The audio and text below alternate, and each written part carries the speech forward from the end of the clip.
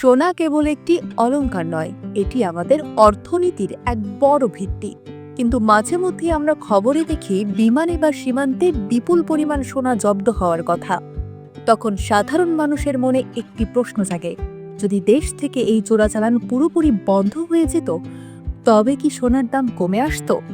এই বিষয়টি বুঝতে হলে আমাদের কেবল পুলিশি অভিযান নয়, বরং অর্থনীতির গভীরে নজর দিতে হবে।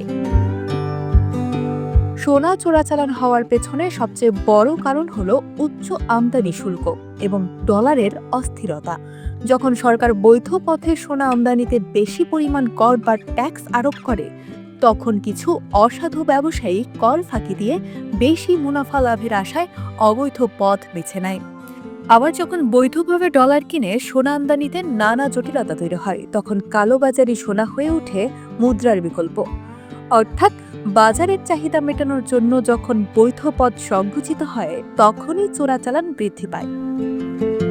এখন প্রশ্ন হলো, চোরাচালান বন্ধ হলে দামে কি প্রভাব পড়বে?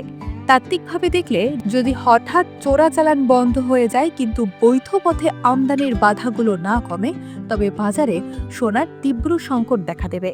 যোগান কমে গেলে চাহিদা অনুযায়ী দাম আরও বেড়ে যাওয়ার ঝুঁকি থাকে।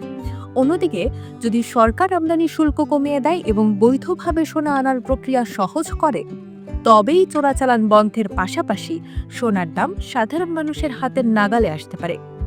কারণ তখন ব্যবসায়ীদের অবৈধ পথে ঝুঁকি নিতে হয় না এবং কোনো অতিরিক্ত অর্থ খরচ করতে হয় না।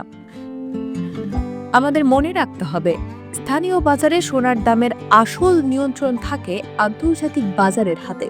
বিশ্ববাজারে সোনার দামের উত্থান পতন এবং ডলারের বিপরীতে টাকার মানের পরিবর্তনই মূল দাম নির্ধারণ করে। চোরাচালান বন্ধ হলে পাচার হওয়া টাকা বা ডলার দেশে থেকে যায়, যা দীর্ঘমেয়াদে জাতীয় অর্থনীতির জন্য কল্যাণকর। কিন্তু সরাসরি গয়নার দোকানের দাম কমাতে হলে বৈশ্বিক পরিস্থিতি এবং সরকারি কর কাঠামোর পরিবর্তন সবচেয়ে বেশি জরুরি।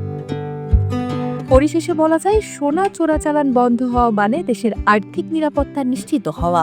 তবে শুধু চোরাচালান বন্ধ করলেই রাতারাতি দাম কমবে না।